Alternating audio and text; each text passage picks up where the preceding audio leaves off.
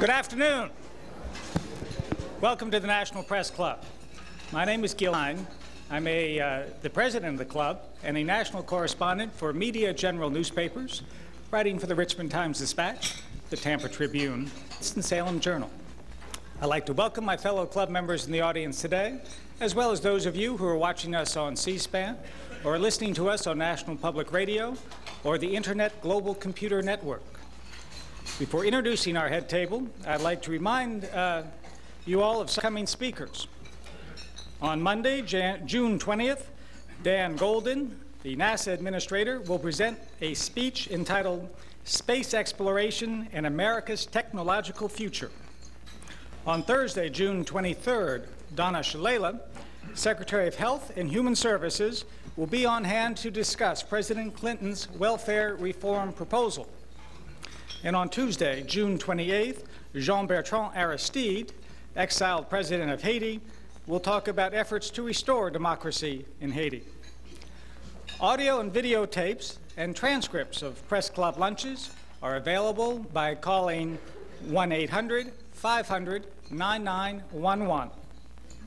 If you have any questions for our speaker, and I certainly trust that you will, please write them on the cards provided for you at the table, pass them forward, and I will ask as many as time permits. I'd like now to introduce our head table guests and ask them to stand briefly when their names are called. From your right is Ann Ayers, music director for USA Today. Music editor for USA Today. She could also be music director, too. I'm sure they have a USA Today marching band. Octavia Roca, chief music critic for the Washington Times. Paul Hume, former music editor of the Washington Post. Vitaly Chuksev, Washington bureau chief for the TASS news agency. Nancy Schwerzler, managing editor of the Medill News Service. Tom Quigley, president of the National Symphony Orchestra Association. Skipping over our speaker for a moment, we have Christy Wise, freelance journalist and chairwoman of the National Press Club Speakers Committee. Nadia Efremov, assistant to Mr. Rostropovich. Austin Kiplinger, chairman of the Kiplinger Washington Editors. Nancy Dunn of the Financial Times. Reginald Stewart, assistant news editor for Knight Ridder newspapers. And Linda Kramer of People magazine. You can applaud.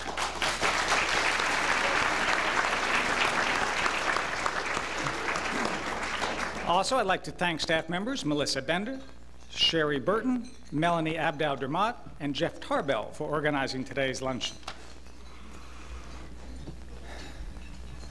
To say that Mstislav Rostropovich is the music director of the National Symphony Orchestra is to say little about who our speaker is today.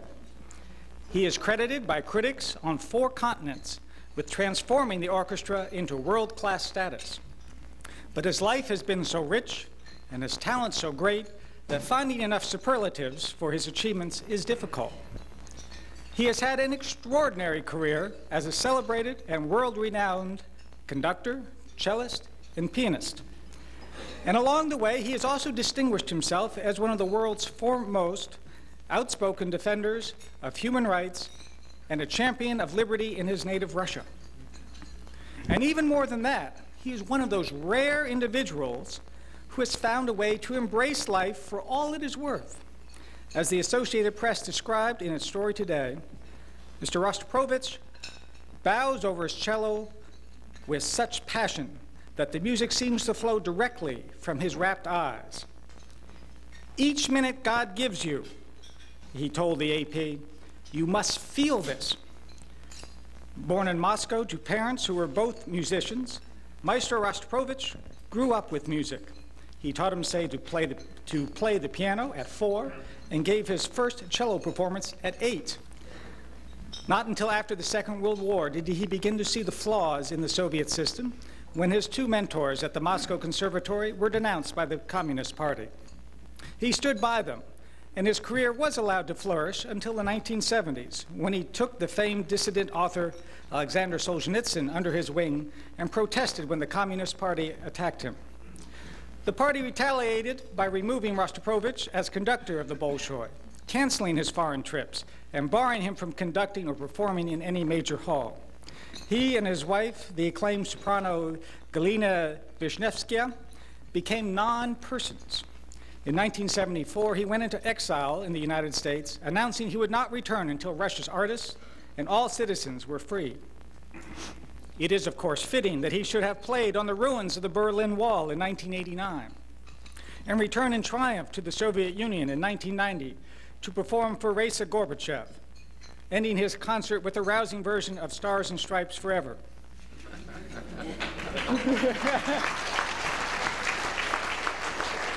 The next year, he rushed to Moscow during the coup attempt to stand by Boris Yeltsin.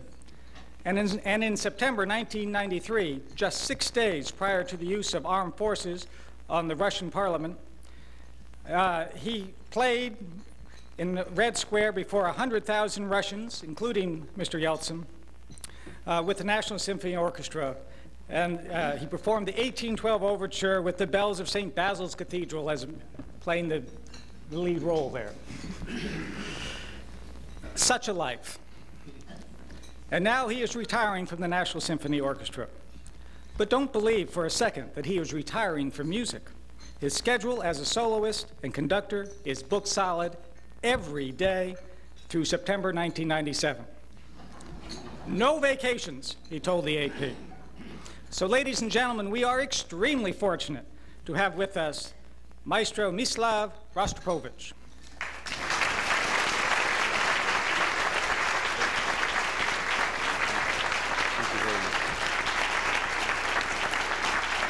Thank you very much. Thank you.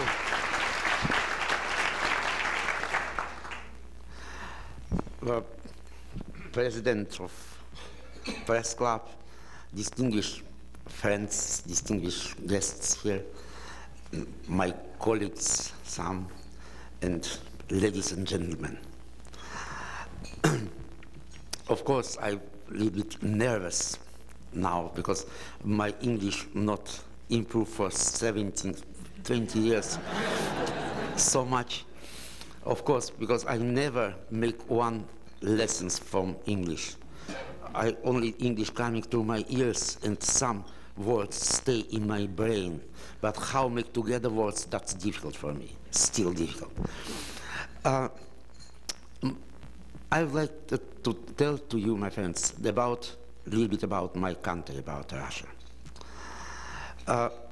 You know, now is extremely important moment for Russia, and through the Russia, I think that reflected to whole world. Because what is happens now with Russia, that's of course, that's very important for whole our civilization. Sorry, I not so much spend the time in Russia until now. But in my future, what President of Club tell to you that I completely schedule my life until 1st of September 97. Of course, I make 2 periods for that time. I make 2 periods what I visit to Russia. Of course, that's for music. I make in Bolshoi Theater in next year, 95 September. In October, I spend it in Russia for make it Havanshina, that's opera from Mussorgsky, in Bolshoi Theater. And year 96, I also in October spend it in St. Petersburg for make it there Lady Macbeth of Mtsensk opera of Shostakovich. Of course, I have more time for future stay there in my country, in Russia. That's one of the reasons why I resign my position as music director here, because I would like also now, in my age, not, I don't know how to tell you about my age, but in my age, in any case, I would like now exactly make what I would like in the music. And I would like also spend my time for a little bit geographical, bigger possibility for me. I schedule, for example, one visit in Africa. I never was in Africa in my life, and I would like visit there. Very interesting for me. I would like coming to Dakar and to area like that in Africa. I also schedule, I like very much opera, and I not only make 2 operas in Russia, but I also make 2 operas in Vienna States Opera. I make a world premiere of a Russian composer, Alfred Schnittke, new opera that's named Gesualdo, that's in Vienna State Opera.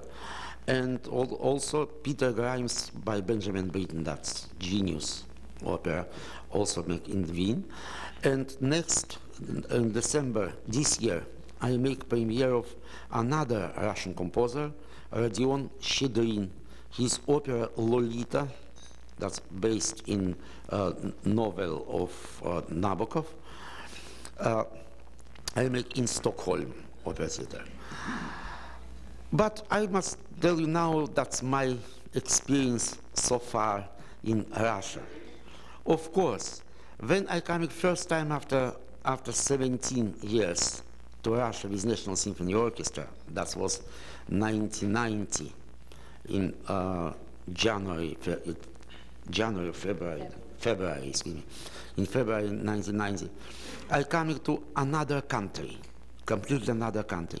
And I must tell you that make together, together 2 emotional experience what I have in February 90 at my last concert in Moscow before I left from there, 10 of May 1974.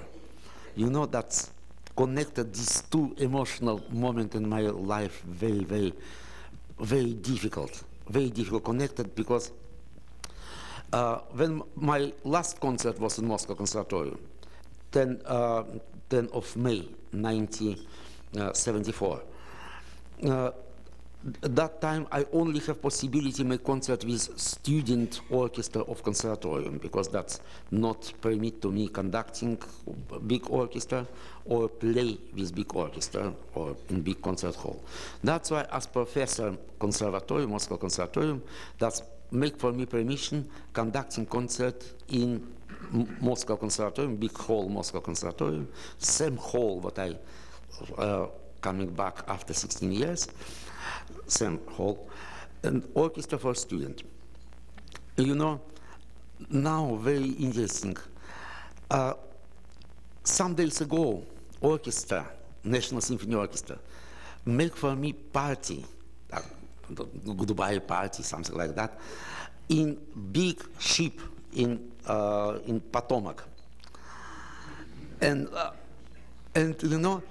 each group of orchestra give to me separately gift, very with big feeling of sense of humor, and that really was great night after our performance, and of course changed a little bit style after a Requiem by Verdi. And each group give to me gifts. My last concert in Moscow in 1974, I stay in podium after I finish conducting. Each group of students, group of first violin section, of second violin section, coming for me separately and give to me flowers.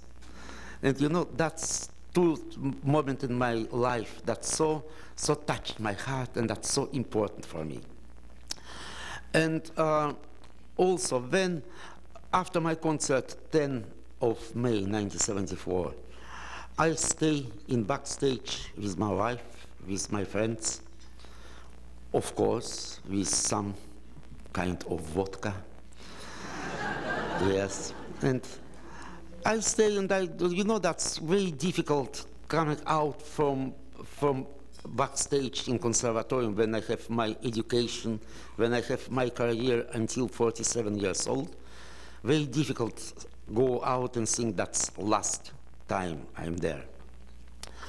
That's why I stay backstage maybe 45 minutes, maybe 1 hour. But when I coming out, I see all public, what was, of course, sold out, was concert, all public stay in the street and screaming, Slava, come back, Slava, come back, all public. And I coming back after 16 years. I not expected, how my wife, also Galina, not expected that we coming in our lifetime back to our country. But God make such miracle, and miracle that communism is no more in such power like it was before. Thanks of God, thanks of everybody who helped to that. And now, when we come, and I come also very significant. First, my step was back to Russia with National Symphony Orchestra. Also, I coming there with my new family, music family. And of course, my love and my, if you like, admiration for my country, that's take me back to my country. Because I would like help to my people, but I completely different person now than 1974. Because for my 20 years now in the West, I have also my family in the West, great family, not only Russian people, that's only one family in my life, in big scale. That's why when I come to Russia, I feel like an ambassador of United States.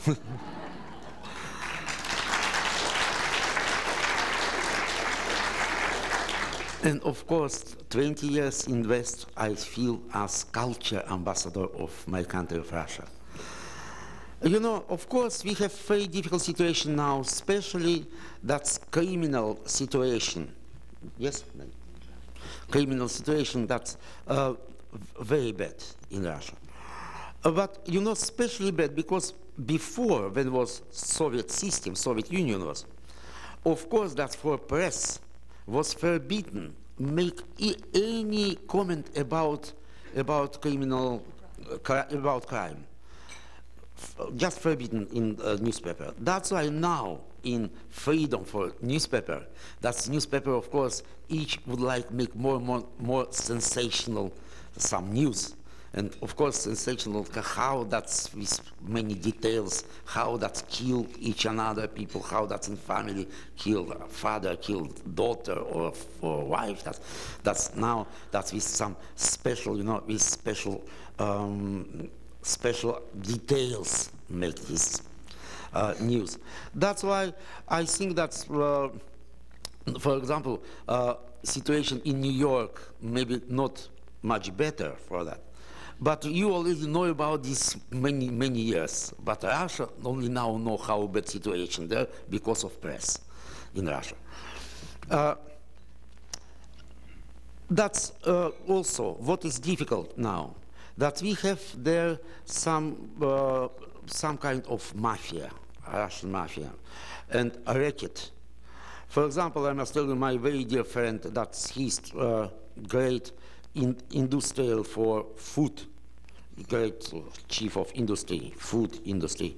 That's Antoine Ribou, French, that's he's chief of BSN. Now BSN make another name that's named now Danone. And Antoine Ribou also, his company, make some small kiosk in big department store. Kiosk when he sell Danone yogurt. And he tell me that once for this small kiosk coming one guy with a leather jacket, black leather jacket, and tell, you know, now you must each day give to me in my pocket 20% of your profit, or your profit, 20%. And he tell, if you pay for me, I just make for you secure life here. So a very interesting security system, yes, of course, a life security system. And you know, that's of course, I tell about this story to Russian government because, but I think that the Russian government not have news about that because a racket, for example, that's very, very strong now. And you know, как сказать, оружие? Weapons. Weapons, yes.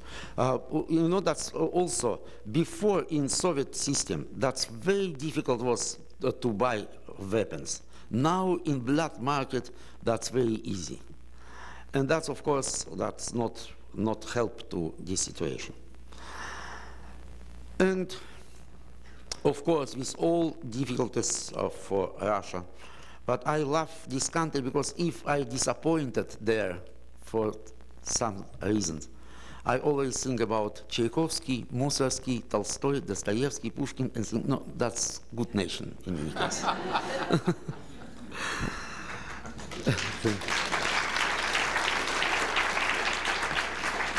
Thank you. You know that when I tell to you, I feel in Russia like a your ambassador, my friends, there. Of course, I see how reflected all relation between United States and Russia, how reflected for just simple people in my country, in Russia. And you know that beginning our explosion of our friendship that some years ago was so great. I was so happy. I think now we must also a little bit from both sides, from one for here and from Russia, a little bit carefully used, for example, that's periodic newspaper, some articles. Because Russian, you know, propaganda, what was against United States, more than 70 years in Russia. That's impossible even for 2-3 years take it out from some, if you like, not perfect brain for people. That must be make some operation, you know, for take this propaganda. What 70 years was enormously hard.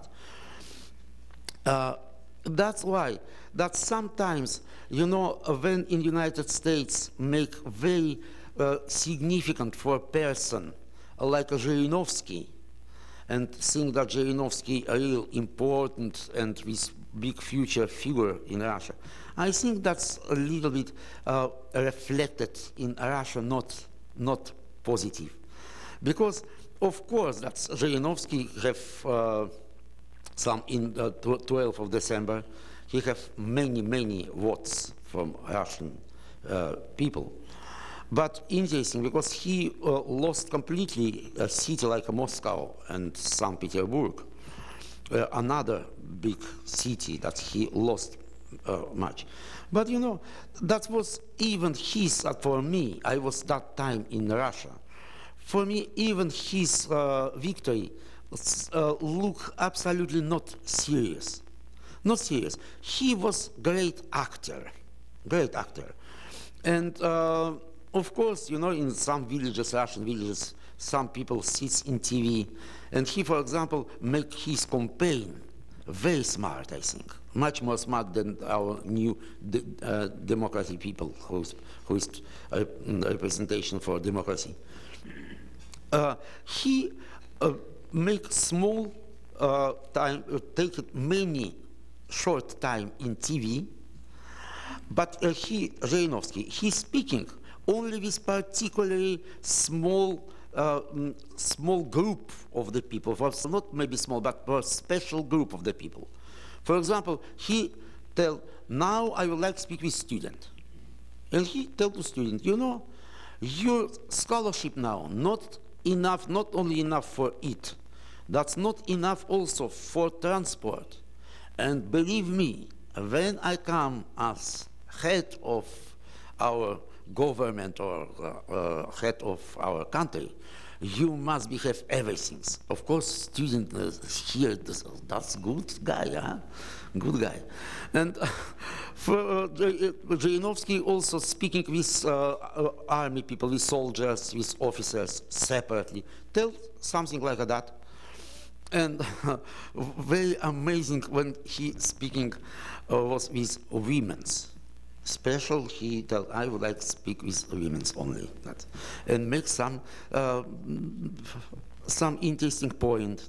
He tell that I know, women, you not always very happy with your husbands or boyfriends or lovers.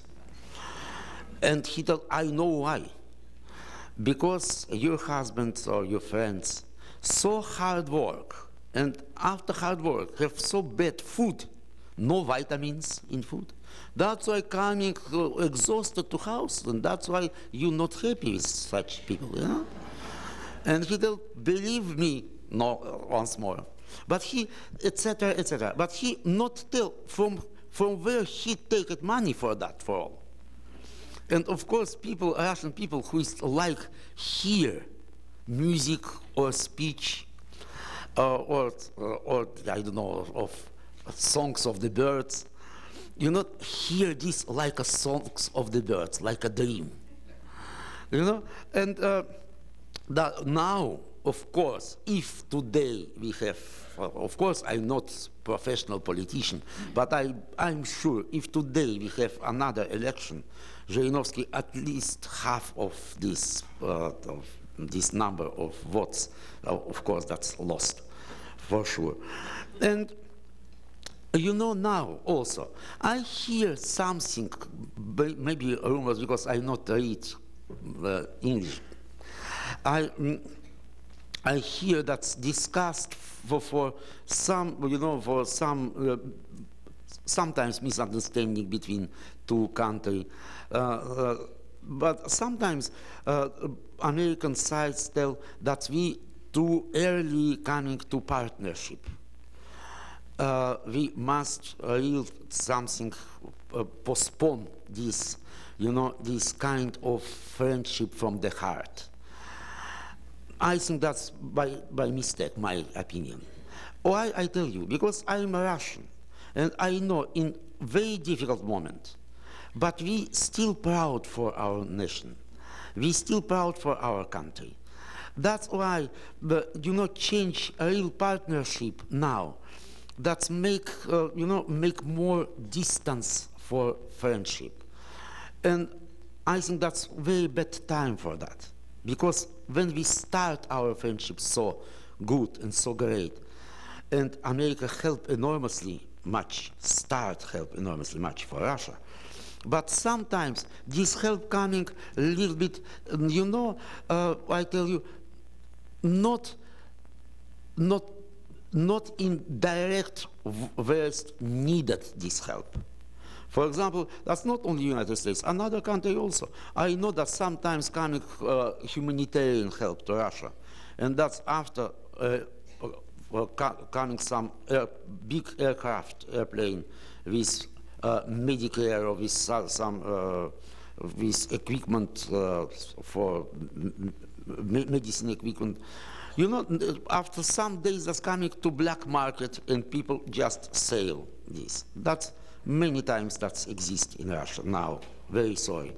That's why I think that, and also sometimes that United States send to Russia many instructors for teach Russian people for, you know, for medicine or for economy, for etc., etc. I think that instructor must be coming after significant help coming for equipment, for food, because instructor must be, for my opinion, second echelon after that's coming help to Russia. Because also that, you know, Russian people sometimes, not only Russian, but you teach me, but you teach me how I must make my life. But first you help to me for I have enough food, and after that teach me how I must schedule my life, something like that. You know, but I'm sure that's our future great. I'm very optimistic for Russia. I'm very optimistic, especially because I was not only in Moscow and St. Petersburg. I was in two provincial cities. I visited Nizhny Novgorod, that's before that was Gorky, and I visited to Orenburg, before that's the name was Chkalov. And there, I think, start a real new Russia from around Moscow, because Moscow, so many, you know, so much power have, for example, still power communists have in Moscow, in St. Petersburg, but I think in villages or in small city, that's self-regulated this system for open marketing. And I'm very optimistic after I visit to this small city. And of course, if you ask me, or maybe you ask me about Russian Senate, kind of Senate, that Duma in Russian language. Как перевести Дума на русский? Duma, they call it Duma, or you can say parliament. No, that's Duma, думать, как сказать. To think. Yes, Duma, that's kind of to think. You not Duma, Russian word. That's to think. Думать, that's to think. Duma, that's wrong. And you know, that's very sorry, because many members of parliament that think first about his personal good life. Yes, that's sorry, very sorry. But you know, that's what we needed. We needed, of course, we needed parliament who is first think about the country and about rules. Because we always, you know, that so many different parties there. And each party would like show that I'm not agree. I'm not agree. That's very difficult to make all together people. Very difficult, because that's this party that's like a, you know, like a in first springtime flowers coming, so many flowers. And so many parties now in Russia, I think that's coming down, this explosion. Coming down. And of course that we have some difficulties, but I think that's very positive new constitution. Because new constitution, what is also approved for people 12th of December, that give a real power for president. Of course, that's very important who is president for that. But I tell you that I completely trust and believe for President Yeltsin. Completely. I know him personally.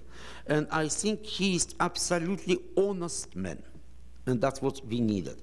He really understands that communism not, in Russia, no more communism coming as great power. He understands this perfectly. And I think that so far, when he stay as president, I think that's not, I not expected something very, you know, very dangerous.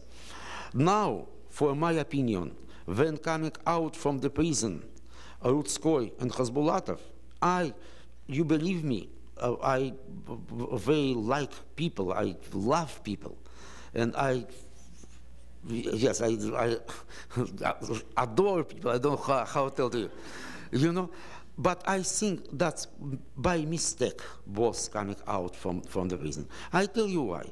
Because I was in Russia in that moment, that's in October, and I hear in Russian TV through through CNN. I hear when Rutskoy tells to very loud screaming, "Please, aviation coming to the Moscow." That's the Air Force coming to the Moscow. He would like if that's coming great civil war. He provoked this, and Khasbulatov Sam.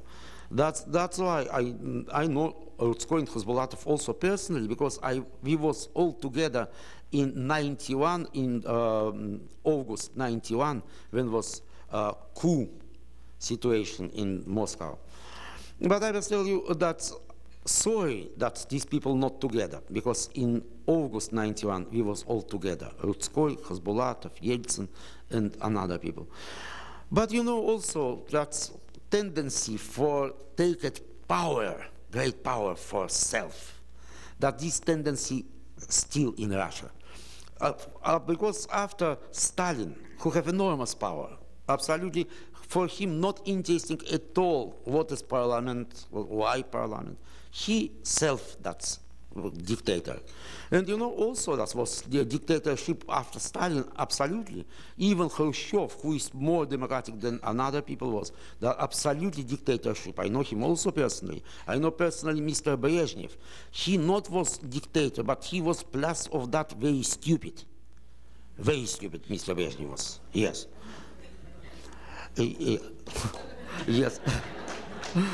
And not only because he signed rules for deprive my citizenship, not only because of that, he's stupid. Yes, and you know, that was dictatorship. And now, for example, Rutskoy or Khasbulatov, that's, I see this tendency for taking power and tell, I'm your dictator. I know how we're coming from crisis and how we're coming to the good life. But that's not true. He knows. I know that he completely don't know anything for that. And friends, excuse me for my English first. Secondly, excuse me that I jump from one object to another object.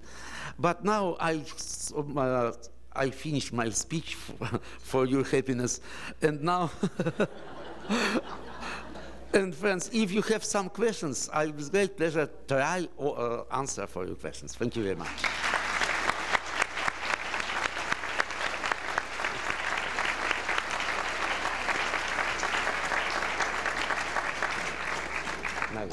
I'll read the question. Yes, read the questions.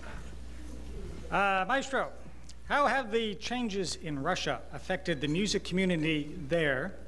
Has the liberating experience been enough to overcome the decline of government support? Art support. About Yes.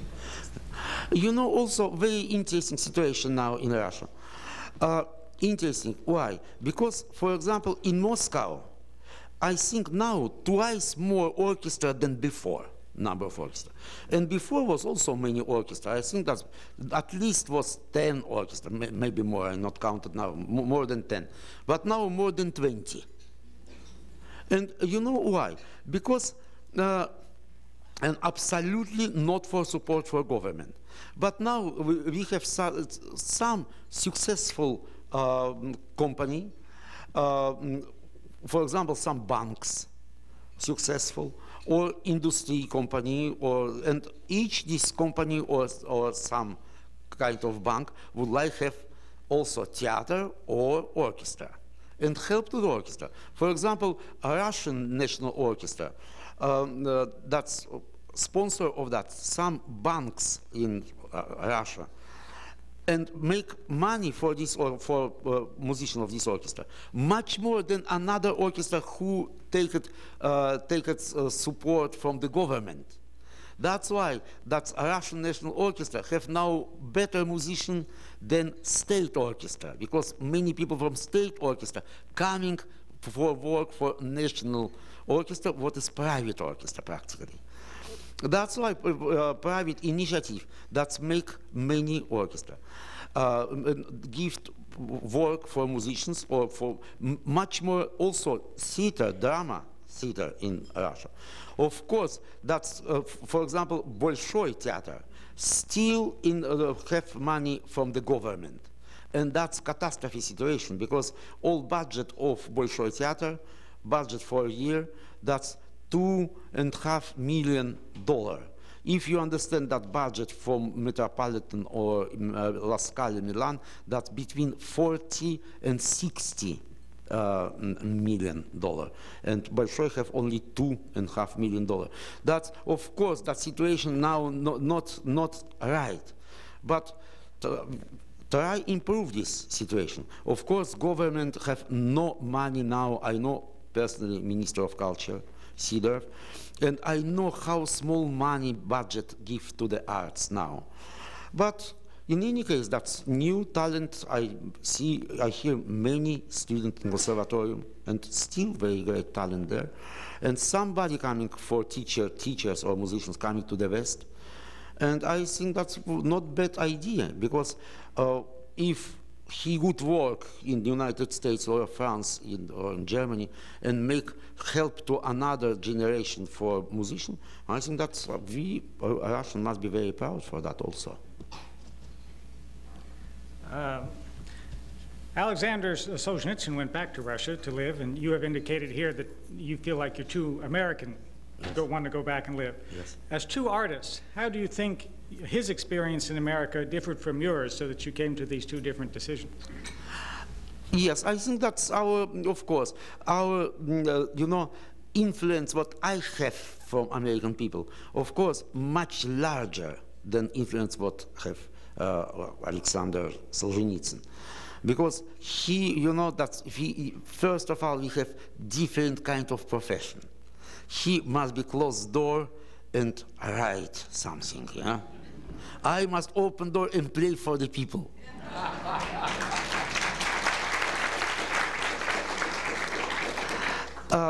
That's why I believe that my experience gives to me much more love to the people. And his relation coming always not so much to emotion, but more to his mind, to his brain, coming this relation with American people. He's my friend. I love him enormously, admired him enormously. We still friends since 1968. 1969, he came to my home and lived there 5 years, so five winters. And that's, of course, that was a reason for Soviet government take out my family from my country. That was only one reason. That's then Solzhenitsyn lived there. But if ask me what I make that by mistake, or if God give to me another life, I not repeat such situation. No, I tell you honestly, if God give to me 1,000 lives, I repeat each my life.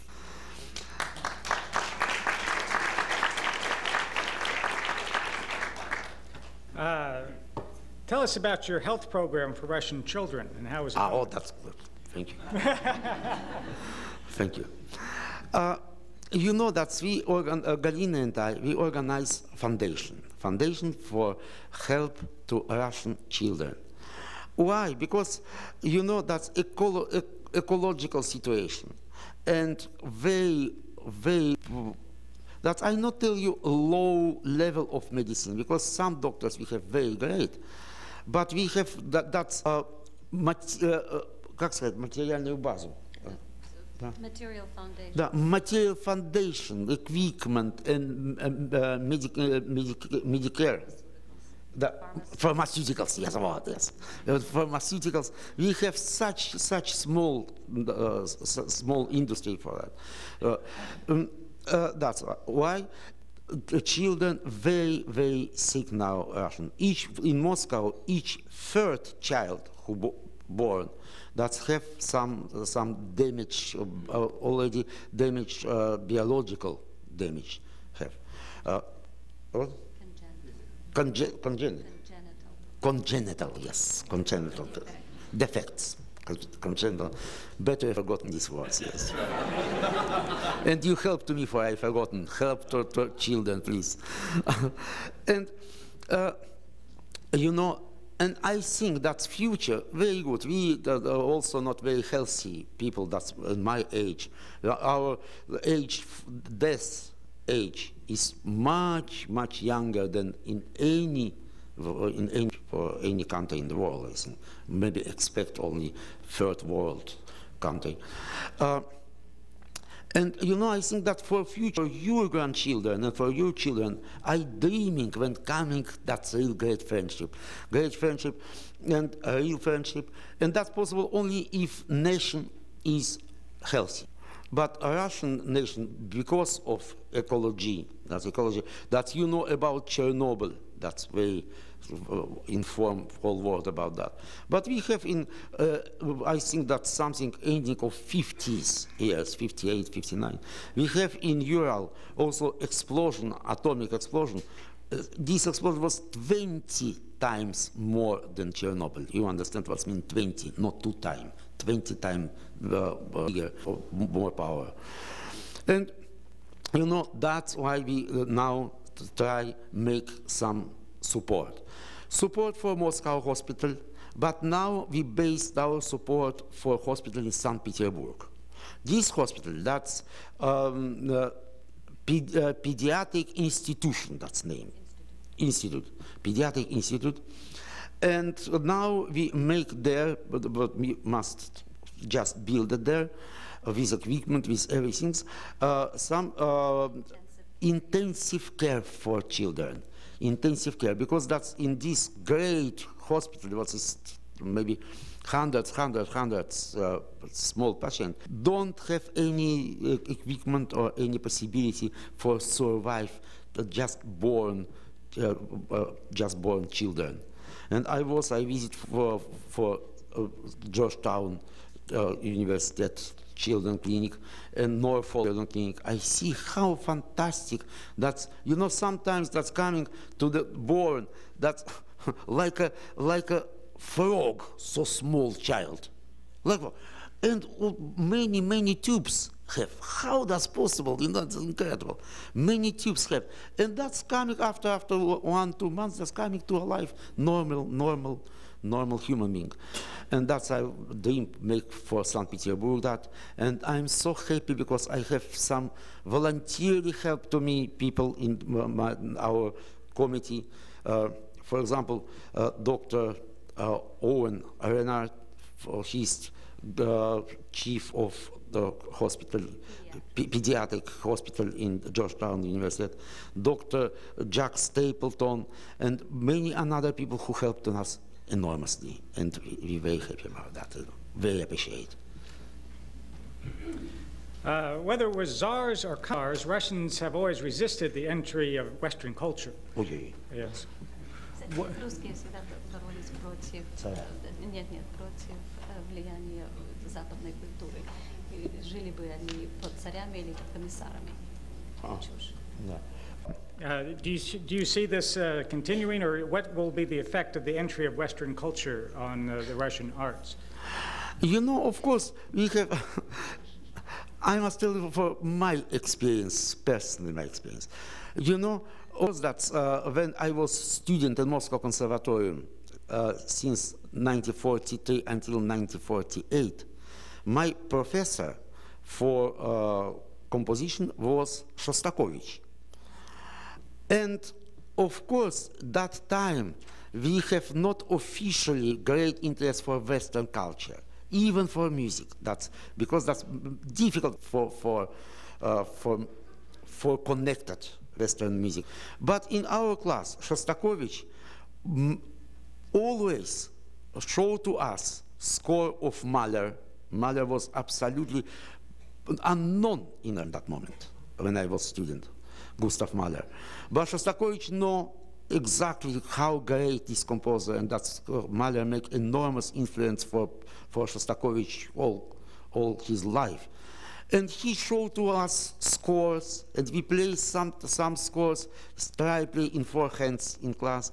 And you know, that even, for example, I know samples in medicine. Great professors in medicine, of course, have enormous interest what happens in the West. And through these big, great people, that we also make information, and not only information, but also influence. Of course, I think that if any culture in any country, if isolated, that's very bad, because that must have some new influence for another culture, and we must know everything for make our culture is perfect. This question would like to know, will you write a composition on your impressions of the United States, just as Dvorak did in the 1800s with his New World Symphony? Thank you very much for these questions. That's so. Thank you.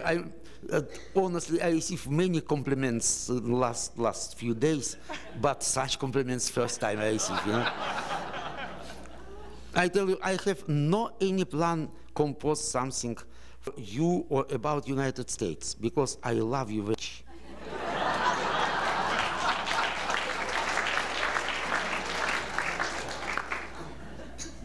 number of questioners have wanted to know, how do you think the National Symphony Orchestra may change after your departure? You know, I first tell you, I'm very happy that after my time here, coming very, very talented, great American conductor, Leonard Slatkin. I'm very happy about that. And I think that for orchestra also important, you know, different influence. Same answer like an answer for culture in one closed country. You know, I think that I'm proud for orchestra. I'm proud because, for example, what I like very much, I like very much piano, pianissimo, soft sound. I like when sound born just without any border between silence and sound, just like a born sound, you know. I try that for orchestra make this, and I conducting also many European orchestra, and I tell you that I'm very proud because I like that, and if you like, so that's not very good word, but I don't know another. I teach orchestra for that, but I'm sure that Slatkin when coming, he also teach orchestra for another great thing. And I think for orchestra that's only good. I only hope that orchestra also something remember what we established for our 17 years. But I hope that, and Maestro Slatkin tell me, Slava, don't worry, everything what you make it still in orchestra, I take care for that. And that was very nice of him. And I'm very happy that coming great conductor continue this job.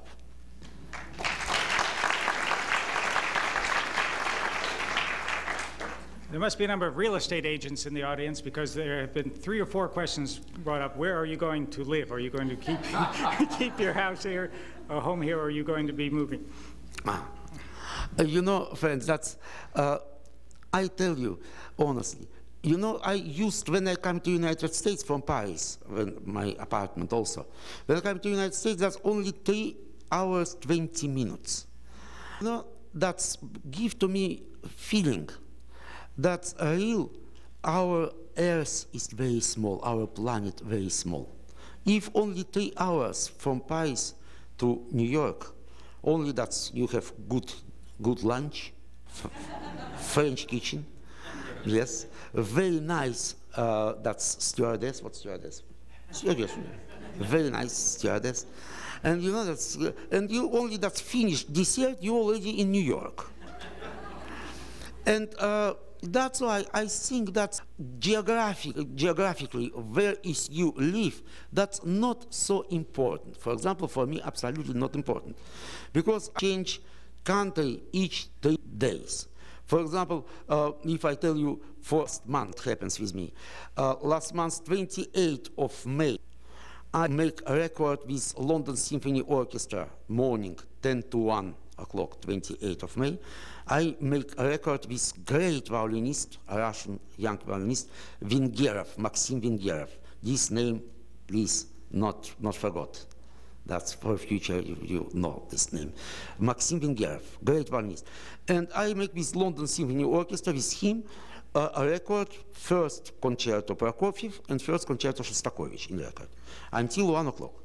After that, I come to private airport, and was installation, many thousand people. That's why I lost at least 1 hour. Then I come to the demonstration with car to airport.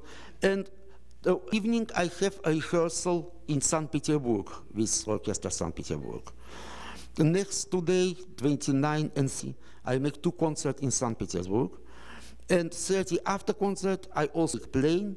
And in night, I come to Paris, approximately 2 o'clock morning, and 11 I take Concorde, and when I arrive here, I have a rehearsal next morning here in Kennedy Center. Same afternoon, yes. You know, that's why for me that's not important, real. Important for me, where is soul, where is my heart? You know, and that's, I must tell you, of course, big part of my heart in Washington. And of course I come here, and I don't like now that cut out my, not here, no. I come, I would like to see you, I will embrace you, etc., yes.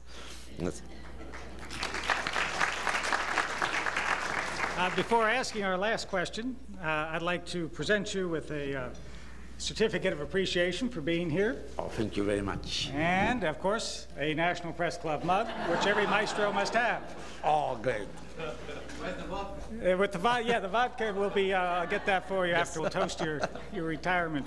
The last question, of course, is that you played with the pan, the cello, and you have some understanding of Charles's ability on the cello. Yes. How did they compare? Who is the better cello player? And how does President Clinton's saxophone ability measure up in your estimation? Yes. You know, I play world premiere as cellist more than 100 world premiere composition.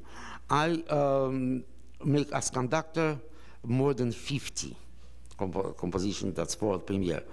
You know, I don't know in repertoire such concerto for one saxophone and 3 cello.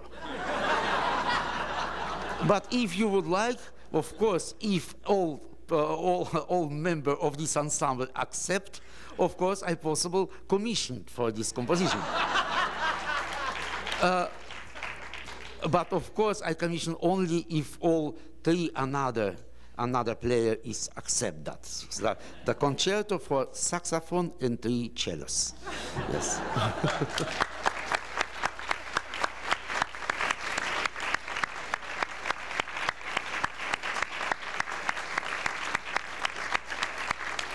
Thank you very much.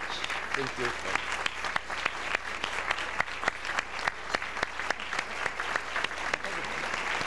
Thank you very much, and that concludes our program for today. We'll hope you all be back next week. Thank you. That was a wonderful ending.